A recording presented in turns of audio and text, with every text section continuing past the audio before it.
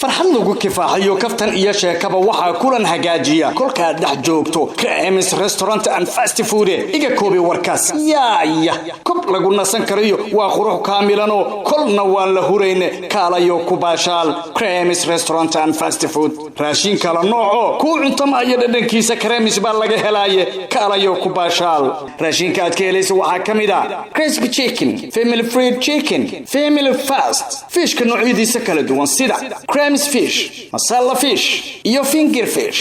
hilibka noocyadiisa kala duwan sida steak meat, Creamis meat. Waxa sidoo kale aad helaysaa pasta saldato, pasta al forno, iyo pasta alfredo. Rice mindi ayaan ka maqnayn meesha. Juuska ama cabitaanka aad ka helayso waxa kamid ah strawberry shake, vanilla shake, chocolate shake, iyo kuwa kale oo aad u fara badan. Creamis Restaurant and Fast Food waxa uu leeyahay fadhi aad u qurxoon oo family kili laba iyo ka badanba loogu talagalay. Creamis Restaurant and Fast Food waxaad ugu hagaagtaa number 4 ka soo horjeedka wadada Taleex aada ama wixii fafaanintaasi dheer kala xiriir ciwaanada shaashada ka muuqda.